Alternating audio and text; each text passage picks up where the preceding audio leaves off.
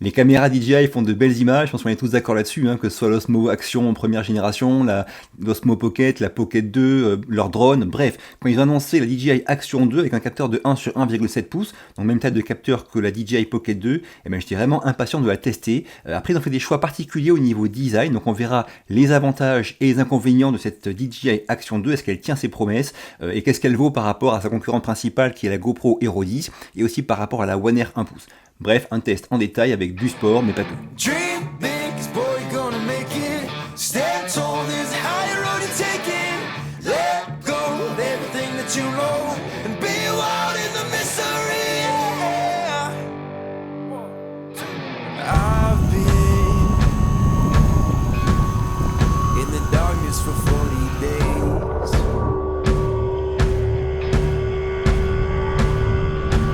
I've been searching for holy flames, a sign to light up the way. So can you help me out? Can you help me out?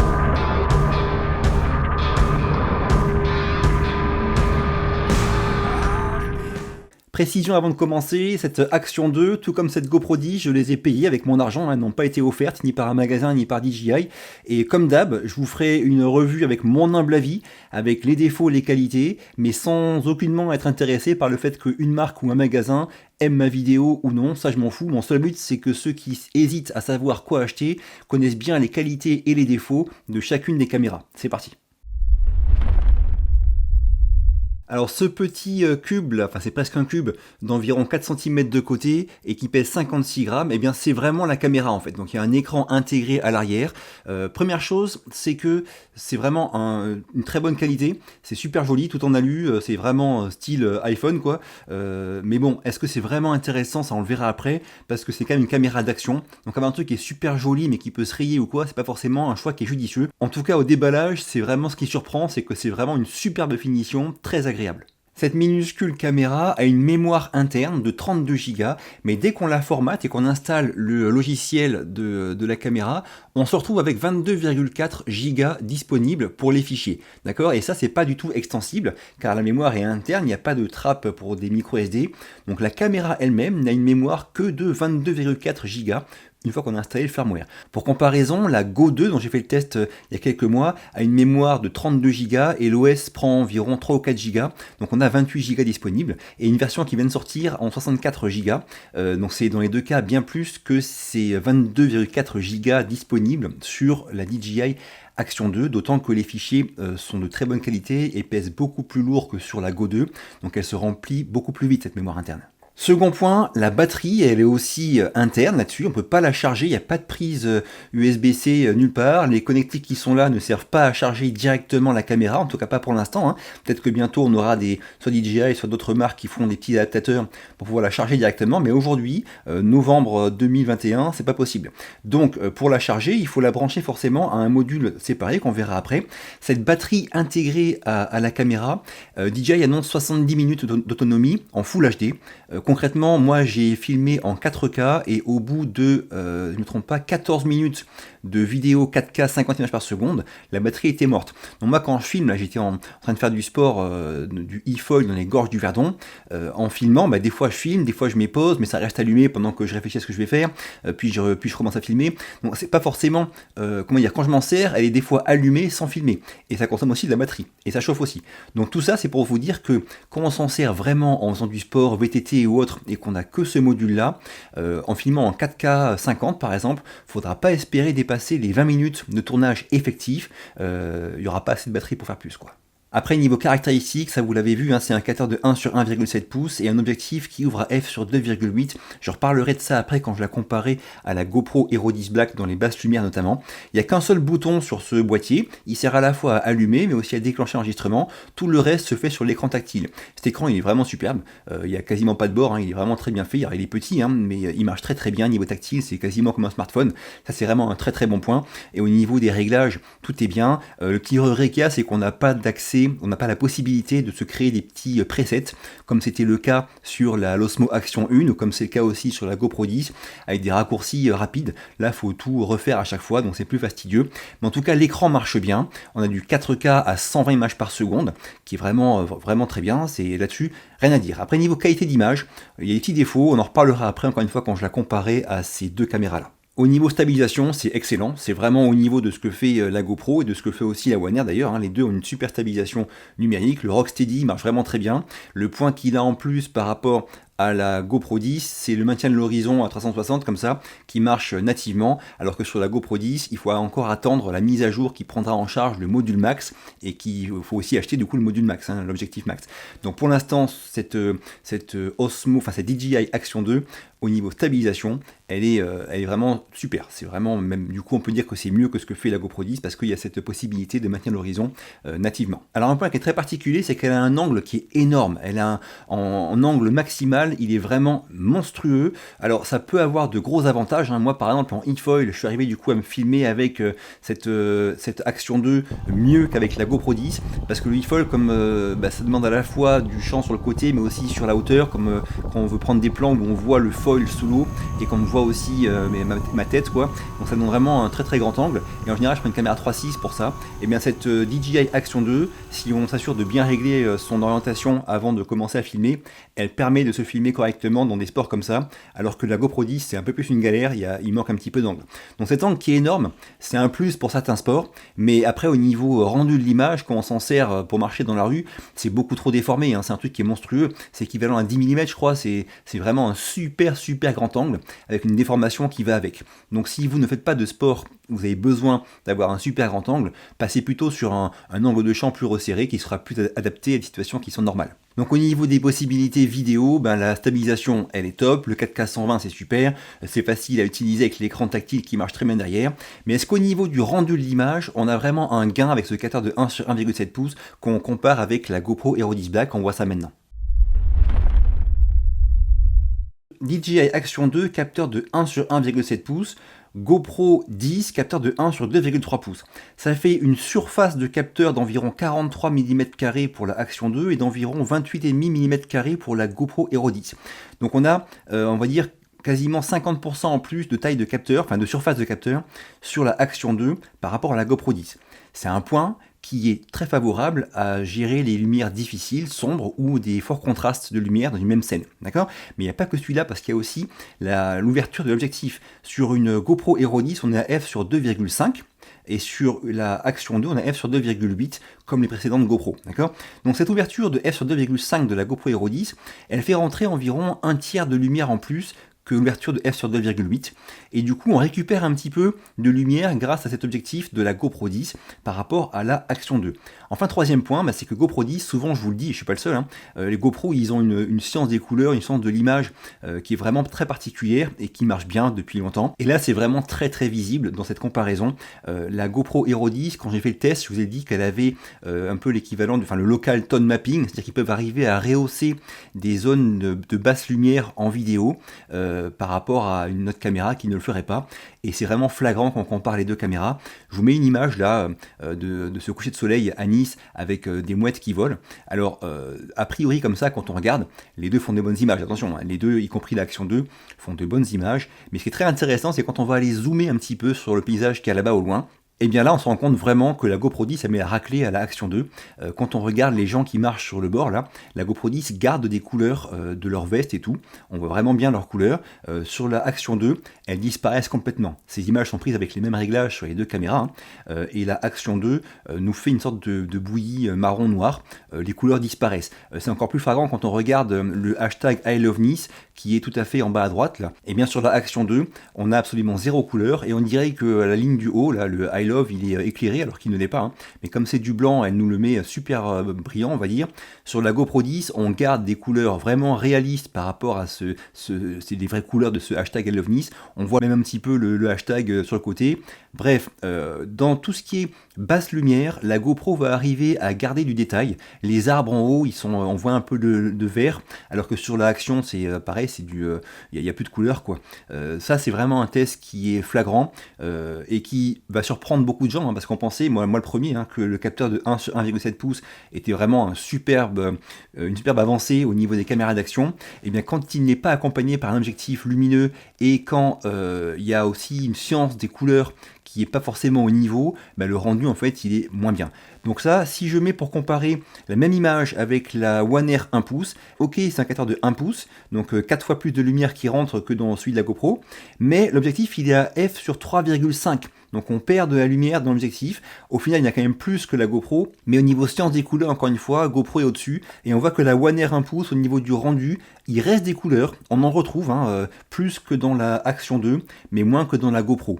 Donc on va dire que sur des scènes difficiles au niveau lumière, eh bien la GoPro, pour moi, c'est encore la meilleure, malgré son petit capteur, parce qu'il y a un objectif qui est lumineux, et parce que la science des couleurs et de l'image de GoPro, elle est pour l'instant au-dessus sur ce point-là. Alors la Action 2, à réglage identique, elle vous fait une image qui est tout le temps plus sombre, qui paraît très sombre, par rapport à celle de la GoPro Hero 10. La GoPro Hero 10, elle est naturellement beaucoup plus sympa à regarder, l'image, parce qu'il y a ce local tone mapping là, qui va rehausser un petit peu les images sombres, et ça marche vraiment très très bien. Et la Action 2, alors ok, on va pouvoir arriver après à rehausser un peu les basses lumières, mais on va quand même perdre des infos dans les zones qui sont super sombres par rapport à une GoPro 10. Je trouve que le rendu de l'image est meilleur sur une GoPro 10 que sur une DJI Action 2, que ce soit en conditions normales ou en conditions de lumière difficile. Donc pour ce qui est de l'image, pour ceux qui veulent faire des sports où ils ont besoin d'un très très grand angle, avantage à la Action 2.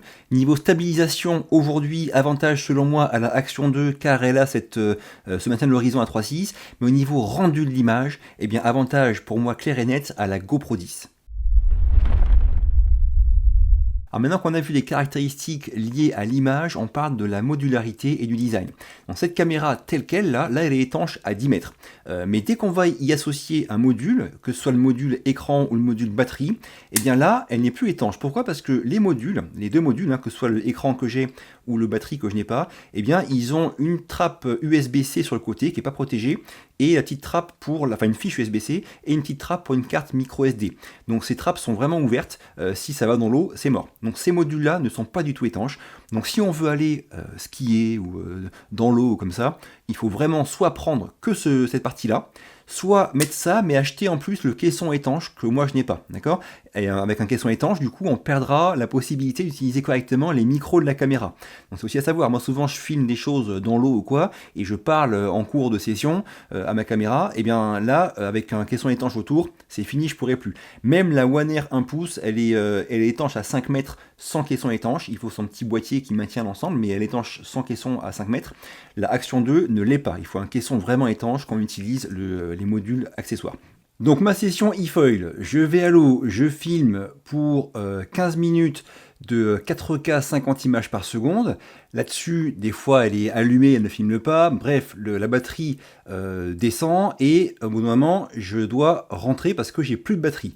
Quand j'arrive sur la berge, pour la charger, j'ai qu'une seule solution, c'est de la connecter au module écran qui peut recharger du coup la caméra. Encore une fois, je ne peux pas la charger en mettant un câble, il n'y a pas de prise pour charger, donc je fais ça. Là-dessus, elle charge tranquillement, et je peux aussi à ce moment-là mettre les fichiers de la caméra sur le module écran parce que j'y ai inséré une carte micro SD de 128 Go. Ça prend des plombes. C'est environ 1 minute par giga. Donc j'avais environ 10 gigas et quelques de fichiers, ça m'a pris plus de 11 minutes. Donc pendant ce temps-là, tu peux rien faire. Tu attends que ça se télécharge sur la carte mémoire, la carte micro SD. Quand c'est fait, est-ce que je peux repartir à l'eau ? Elle n'est pas encore chargée, il faut attendre qu'elle charge plus pour repartir, faire autant de vidéos. Donc tout ce temps-là, en fait, je suis bloqué, il faut attendre que la caméra, cette partie-là, la vraie caméra, soit rechargée. Alors bon, ça fait des contraintes qu'il faut vraiment bien avoir en tête, d'accord ? Quand je pars avec une GoPro faire un tournage, eh bien, je prends avec moi 2 ou 3 batteries comme ça supplémentaires, et avec en tout 3 batteries, je suis sûr que je fais la journée sans souci. Dès qu'elle est morte, hop, je la change, terminé. Avec la Action 2, si on veut faire quelque chose de similaire, il faudrait avoir un module batterie en plus. Alors le module batterie, il propose plus d'autonomie que le module écran. Il est aussi moins cher et on peut acheter séparément ces modules. Alors là, j'ai pris le pack. Alors au niveau tarif, je vous dis ça, le pack que j'ai pris moi, il est à 519 €. Donc la caméra plus ce module batterie écran quoi. Le pack avec la caméra plus le module batterie, il s'appelle Power Combo, lui il est à 399 €. Et si on les prend seuls ces modules, le module batterie seul, il est à autour de 75 € si je ne me trompe pas, et le module écran seul, il est autour de 170 € si je ne me trompe pas. Je mettrai les prix précis si je les trouve au moment où je vous dis ça. Mais si vous voulez avoir 2 batteries supplémentaires pour la caméra, pour pouvoir les changer rapidement en cours d'activité comme je le fais sur la GoPro, ça me coûterait une blinde, c'est pas possible. Peut-être que je vais prendre un second module que batterie. Tout ça pour dire que cette modularité, ok c'est top, 56 grammes c'est petit, ça se fixe partout, c'est aimanté, on verra après les fixations qui sont disponibles, mais ça a une grosse contrainte, c'est que moi quand je pars sur un shooting, sur plusieurs heures ou la journée, que ce soit en kite ou en ski comme ça, eh bien je suis quand même fortement contraint parce que je sais que après 15-20 minutes de 4K 50, j'aurai plus de batterie là-dessus et je devrais utiliser ce module-là qui n'est pas étanche, qui rend la caméra un peu plus grosse, du coup, alors elle est moins haute que la GoPro, mais elle a un poil plus long, donc on gagne pas en taille par rapport à une GoPro, ni en poids, un petit peu peut-être, mais bon, ça reste, on va dire, comparable, mais par contre, c'est pas étanche, et ça, c'est un truc qui, pour moi, qui fait beaucoup de sport nautique et du ski, ben, ça me plaît pas, d'accord? Je préférais avoir un truc qui tient la route, où on peut filmer un peu plus longtemps, et qui est étanche. Une caméra d'action, pour moi, c'est minimum qu'elle soit étanche, et résistante. La Go 2 n'est pas... la Go 2 toute seule, elle est étanche à 4 mètres. Avec son boîtier, elle n'est plus étanche. Mais c'est pas vraiment une caméra d'action. C'est une caméra, on va dire, qui fait des images sympas. Et si on veut par hasard la mettre un peu sous l'eau, c'est possible. D'ailleurs, j'ai déjà fait, hein, ça marche très bien. Mais c'est pas vraiment une caméra d'action, la Go 2. Ça, c'est vendu comme une caméra d'action. Et si on l'utilise comme une caméra d'action vraiment, ski, kite, machin, eh bien, on est quand même fortement contraint par tout ce qui est autonomie et étanchéité. C'est quand même un truc qui est à savoir. Avant de parler de la partie audio, je vous montre les différents accessoires qui sont fournis, notamment les supports. Donc on a un support avec ici le support GoPro, quoi, enfin la monture GoPro. On peut soit y mettre comme ça la partie, le module écran sur lequel est accroché la caméra. Donc ici ça rentrera dans un poignet ou n'importe quelle accroche GoPro. On peut aussi bien sûr y mettre la caméra toute seule si on le souhaite. Hop, ça c'est voilà pratique. On a la même chose ici, mais avec un support qui a... Viens ici toi. Voilà, qui a un pas de vis intégré. Donc ça c'est pratique quand on veut. D'autant que ce support-là, lui, il est sur une petite rotule. Donc si je veux, je peux l'incliner comme ça dans le sens que je veux. Ça c'est sympa pour ceux qui en ont besoin. Voilà. Et après, on a ici le fameux petit collier qu'on va se mettre, qui est réglable en longueur autour du cou, pour venir ensuite y fixer la caméra. Alors là j'ai un pull, donc ça accroche moins qu'un t-shirt. J'ai vu des vidéos où des gens disaient que même DJI déconseillait d'utiliser ce collier. D'accord ? La caméra, si elle tombe, et qu'elle tombe sur l'écran, c'est fini. D'accord ? L'écran là, il ne se remplace pas. Donc il faut la renvoyer en SAV à DJI et il vous change ce module là complet. Parce que l'écran ici n'est pas amovible, contrairement à une GoPro. Ou contrairement, enfin une GoPro 10, 9, et contrairement aussi à l'Osmo Action première génération, où l'écran rond s'enlevait. Ben là, l'écran de la caméra, s'il se casse, c'est mort. Donc méfiez-vous bien de cet accessoire là du collier, parce que si vous faites des VTT ou quoi, et que ça tombe, mais ça peut être compliqué. Et enfin ici, on a un petit support. Alors si on enlève le bas comme ça, on a les fameux stick-it, la sorte de micro-ventouse qui s'accroche un petit peu n'importe où. Voilà, donc ça je peux l'enlever. Et après, ça peut s'accrocher sur un mur, sur une table, sur un tableau de bord de voiture. Et après, dessus, il y a le pas de vis. Et donc on n'a plus à y mettre cet accessoire-là. Voilà. Et dessus, on vient aimanter la Action 2. Donc voilà un peu pour les différents supports. Celui-là, je vous conseille d'en prendre soin au niveau des micro-ventouses là, et puis de le ranger dans l'étui qui est fourni. Alors la fixation, elle tient bien. Hein. Quand on clipse un accessoire sur un autre, déjà il y a un détrompeur, donc dans un sens ça repousse, forcément c'est aimanté, dans l'autre ça se clipse, et vraiment ça tient bien. Ça ne tient pas grâce à l'aimant, ça tient grâce aux petits taquets qui sont sur le côté ici, là, il y en a 2, et ces taquets là, si j'en enlève un seul, hop, je peux enlever la caméra, d'accord? Donc si jamais par erreur vous appuyez sur un truc, sur un seul des 2 petits taquets, elle peut s'enlever. Donc attention, mais quand les 2 sont mis, il n'y a aucun souci, ça tient super bien, et c'est valable pour tous les différents supports qui sont fournis. Donc c'est quand même bien pensé. Maintenant on parle de l'audio. Alors avant d'aller faire des petits tests dehors pour comparer les différentes configurations pour l'audio de la Action 2 et la comparer aussi à la GoPro Hero 10, un petit point rapide sur comment ça marche. Sur le module caméra, il y a un seul micro qui se situe ici en bas à gauche, là, est-ce que vous le voyez bien? Je sais pas, mais bon, il est là. Et sur le module caméra, il y a 3 micros supplémentaires. Donc un seul quand on a celle-là et 4 quand on est comme ça, d'accord?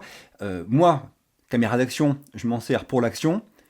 Quand je n'ai que la caméra seule comme ça avec un seul micro, s'il y a un peu de vent, selon comment je suis orienté, c'est foutu. Dans les gorges du Verdon. Donc un seul micro pour moi sur une caméra d'action, c'est quasiment inexploitable. C'est encore quelque chose qui fait que pour vraiment de l'action, je prendrais sans hésiter la GoPro 10. Parce que le son, si vous voulez parler un petit peu des fois pendant vos vidéos ou même avoir un son d'ambiance correct, eh bien avec un seul micro, c'est vraiment très compliqué. Quand on a par contre ça qui est accroché, c'est plus une caméra d'action, mais du coup le son est bien meilleur. Maintenant on va dehors voir un petit peu comment ça marche, comment ça rend au niveau du son. On va pas se mentir, elle est fraîche, mais le cadre en vaut la peine je pense. Alors là j'ai la Action 2, juste la caméra, donc avec un seul micro qui me prend au niveau du son, et on va comparer avec la seule caméra que j'ai qui n'a qu'un seul micro aussi, c'est la Go 2 qui est ici, qui filme aussi, donc la Go 2 qui est plus petite, plus légère, qui a moins d'autonomie, mais qui a différents avantages, comme par exemple mettre un horizon systématique sans crop.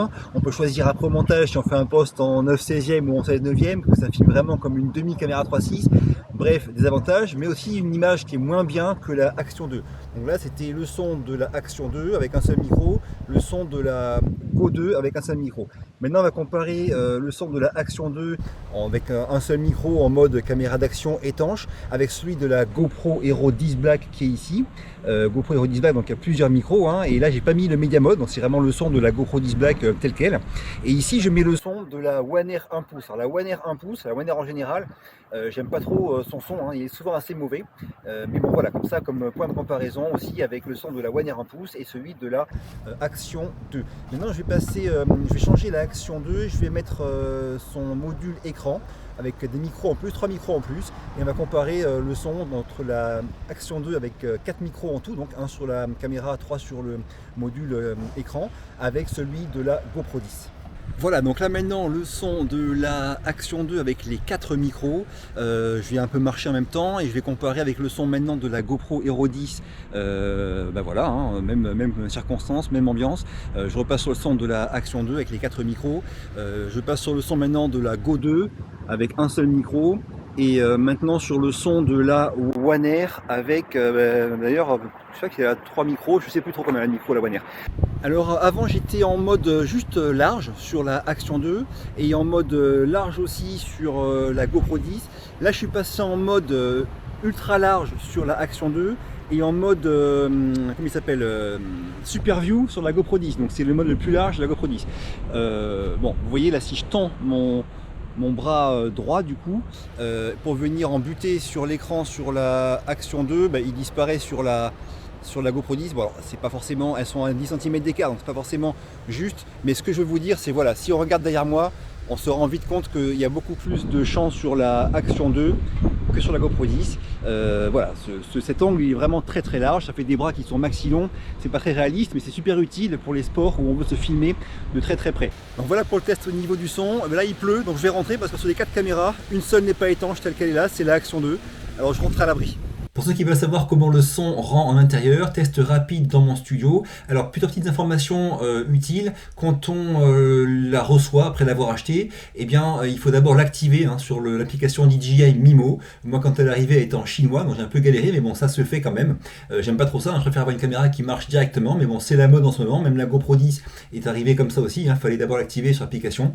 Donc voilà, Mimo, l'application, elle est bien. D'ailleurs, beaucoup de réglages sont disponibles sur l'application et ne le sont pas sur la caméra. C'est un peu dommage, j'espère qu'il y aura une mise à jour qui mettra tous les réglages dispo sur la caméra. Ensuite, quand on la branche sur un ordinateur, eh bien, on a le choix sur la caméra entre s'en servir de webcam ou de transfert de fichiers. Ça marche très bien, il n'y a pas de souci de connexion. Et quand on prend transfert de fichiers, eh bien, sur votre ordinateur, il va apparaître comme deux disques durs différents. Un qui s'appelle stockage interne et un qui s'appelle stockage SD, je crois. Bref, on n'a pas besoin de télécharger systématiquement les fichiers qui sont sur le stockage interne vers la carte SD du module écran ou du module batterie. On peut directement les mettre sur un ordinateur lorsqu'on l'y branche grâce à la fiche USB-C qui est sur l'un des deux modules écran ou batterie. Ça, c'est un bon point. Et enfin, j'ai eu beaucoup de questions sur la surchauffe. Alors, beaucoup de vidéos disent qu'elle surchauffe beaucoup. Alors, toutes les caméras chauffent, ça c'est clair et net. Les caméras d'action qui sont petites et étanches chauffent encore plus que les autres. La GoPro 10, quand elle est sortie, il y a eu beaucoup de buzz par rapport à ça aussi. J'en ai parlé et j'ai testé ça. Pour ce qui est de la DJI Action 2, alors d'une part, en utilisation normale, moi j'ai pas eu de soucis, même pour des plans qui étaient assez longs, parce que moi en général, je filme des plans qui sont très courts. Mais en IFO, j'ai filmé plus de 5 minutes 30 ou 6 minutes consécutives en 4K 50 et j'ai pas eu de soucis. Il faisait pas chaud, il faisait dans les 10 degrés avec l'eau qui était vraiment très froide. Mais bon, dans ces conditions, on va dire assez fraîches, j'ai pas eu de soucis de surchauffe. Et j'ai fait un test dans mon studio, dans ces conditions qui sont les pires. L'air ne circule pas autour de la caméra, elle est posée sur un bureau. Et j'ai filmé en 4K 25 plus de 20 minutes sans souci. Après, ça m'a saoulé, j'ai arrêté. Mais pour vous dire qu'on peut filmer sans souci en 4K 25 des conditions qui sont pas idéales, donc sans flux d'air qui circule, avec cette Action 2 pendant plus de 20 minutes. Donc oui, elle surchauffe tôt ou tard, c'est sûr, mais dans des conditions standards, c'est pas gênant. Pour ceux qui veulent s'en servir pour faire des plans super longs pendant 1 heure, par contre, ça marchera pas. Et enfin, bien sûr, on peut contrôler à distance sa DJI Action 2 avec l'application DJI Mimo, avec une prévisualisation de ce qu'on filme en direct. Alors, quand on a le module écran ou le module batterie qui sont accrochés, le son est comparable à une GoPro Hero 10, mais je le trouve meilleur quand même sur la GoPro, d'autant qu'il y a différentes façons de gérer le son sur une GoPro et de gérer les micros de la GoPro qui ne sont pas présentes pour l'instant sur la DJI Action 2. Donc, avantage à la GoPro 10, d'autant que quand on s'en sert pendant l'action, parce qu'il y a une caméra d'action quand même, là on n'a qu'un seul micro et c'est quasiment pour moi inutilisable dès qu'il y a la moindre petite brise qui souffle. Donc au niveau du son, pour moi, il n'y a pas photo, c'est la GoPro qui est au-dessus. En début de vidéo, je parlais de la finition et c'est vrai qu'elle est superbe pour tous les modules. Déjà au niveau manipulation, c'est vraiment costaud. Les aimants, c'est pratique et facile à utiliser. Ça tient bien quand c'est fixé. La finition en alu partout, les écrans sont très très beaux, très très réactifs. Bref, finition superbe, mais c'est une caméra d'action. Caméra d'action, moi je préférais largement la finition de l'Osmo Action 1 avec un petit plastique beaucoup moins classe mais qui paraissait robuste. Pareil pour les GoPro, celle-ci j'ai peur de la mettre dans la poche parce que si une pièce de monnaie ou une clé ça va la rayer, c'est terminé. Si elle tombe, vraiment je suis pas rassuré. J'ai vraiment peur que cette finition, que ce choix de finition ne soit pas du tout adapté à de l'action en fait, d'accord. Donc oui c'est très beau, oui c'est classe, mais pour de l'action, pour moi c'est pas très judicieux. Alors maintenant je conclus sur cette DJI Action 2. Comme vous l'avez vu, la modularité, on a découvert sur la One Air, ça a des avantages et des inconvénients. Ils ont été assez innovants DJI avec ce système d'aimant avec petit clapet là. Bon, maintenant si on la juge comme une caméra d'action, pour moi c'est pas du tout bon, d'accord. Pour de l'action, je veux plus d'autonomie, je veux plus de résistance, il y a plein de trucs qui ne me conviennent pas pour de l'action, et donc pour l'action claire et nette, moi je prendrai tout le temps ma GoPro 10 dans les mois qui vont venir, là, il n'y a pas photo, parce que je suis beaucoup plus à l'aise avec une GoPro 10, l'image aura un meilleur rendu comme on l'a vu, et puis c'est vraiment une caméra d'action.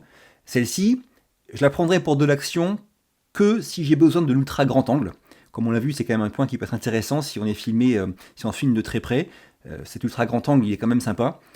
Pour tout le reste, trop de contraintes pour moi. Autonomie, fragilité. Voilà. Pour moi, c'est une très bonne caméra quand on est sur Terre, tranquille, et qu'on veut avoir cette modularité qui est sympa, cette petite taille qu'on peut fixer, poser partout, c'est aimanté, machin. Ça a quand même de bons côtés.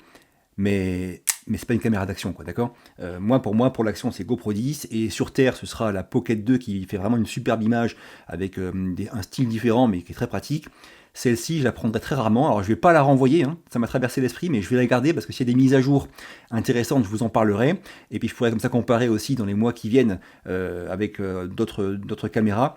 Mais en ce qui me concerne, je vais l'utiliser vraiment très très peu. Après, c'est à vous de voir selon vos besoins et vos envies et votre budget en fonction de ce qu'elle a comme qualité et défaut.